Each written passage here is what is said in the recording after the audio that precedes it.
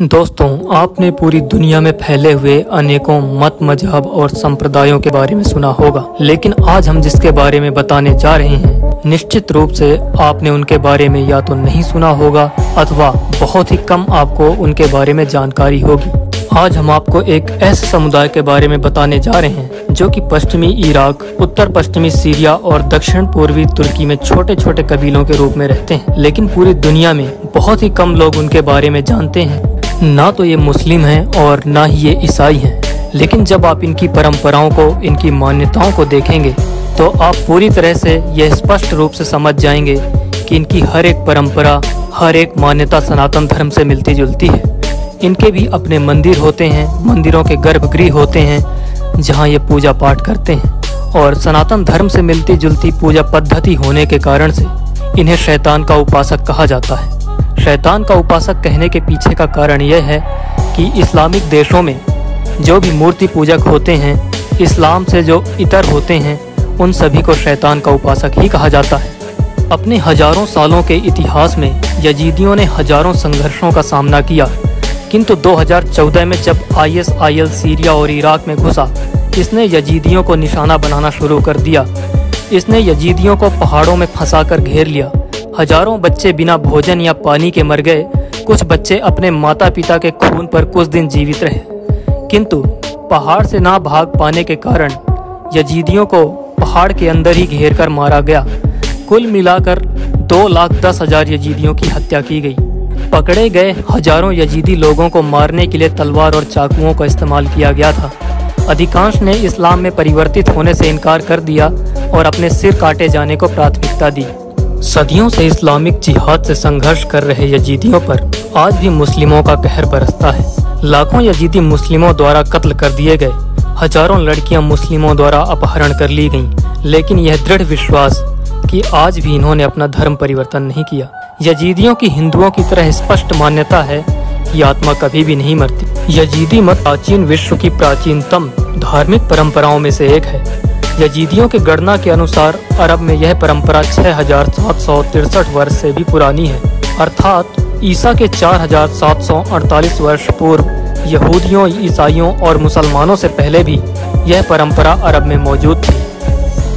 सनातन धर्म से मिलती जुलती मान्यताओं और पूजा पद्धतियों के कारण से बहुत सारे विद्वान ऐसा भी मानते हैं कि ये दक्षिण भारत के यजुर्वेदीय परंपरा के ब्राह्मण हैं, जो कि यजीदी कहलाते हैं। यजीदियों की सनातन धर्म की तरह ही यह स्पष्ट मान्यता है कि आत्मा कभी नहीं मरती, वह केवल एक शरीर से दूसरे शरीर में प्रवेश करती है, जो कि भगवान श्री कृष्ण ने गीता में कहा है, ना जायते म्रियते व कदाचित्। सनातन धर्म की तरह ही यजीदियों का पुनर्जन्म में अटल विश्वास है। यजीदी जब अपने मंदिरों में पूजा करते हैं तो वो बिंदी और कुमकुम धारण करते हैं। शिव मंदिरों की तरह ही यजीदियों के मंदिर में भी प्रवेश द्वार में नाग की आकृतियां बनी होती हैं। किसी भी मंगल कार्य को आरंभ करने से पहले जिस तरह सनातन धर्म में दीप प्रज्वलन किया जाता है, वैसे ही यजीदियों में भी मंगल कार्य शुरू करने से पहले दीप जलाने की परंपरा। लगभग एक दशक पहले एक महिला की तस्वीर लोगों के बीच कौतूहल बन गई। इस चौंकाने वाली तस्वीर में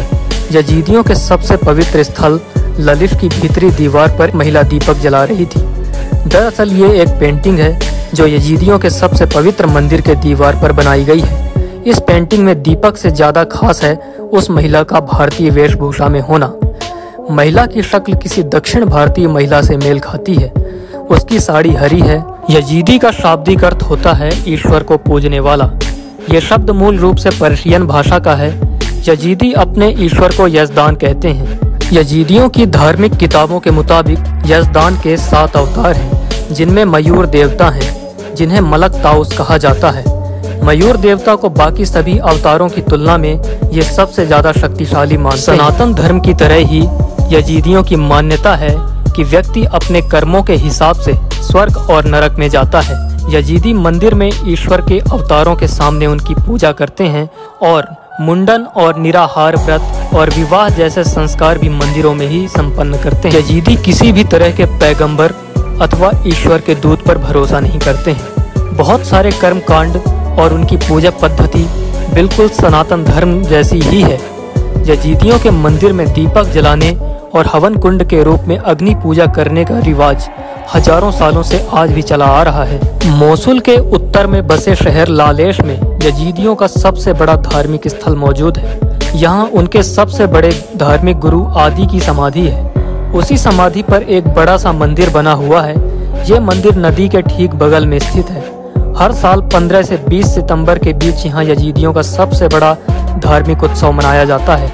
इस त्योहार में यजीदी इकट्ठे होकर पहले नदी में नहाते हैं और फिर मंदिर में जाकर पूजा करते हैं। मंदिर में पूजा करने के बाद जिस तरह हर व्यक्ति के माथे पर कुमकुम और टीका लगाया जाता है, ठीक इसी तरह की परंपरा यजीदियों में भी प्रचलित है। जब यजीदी मंदिर में पूजा करते हैं, उसके बाद इनके धार्मिक गुरु इनके माथे पर कुमकुम का टीका लगाते हैं। यह स्पष्ट मान्यता है कि कोई भी व्यक्ति जिसका जन्म यजीदी धर्म में हुआ है, वह इस धर्म को छोड़कर किसी अन्यत्र धर्म को नहीं अपना सकता है, यानी कि किसी और अन्य धर्म में प्रविष्ट नहीं हो सकता है।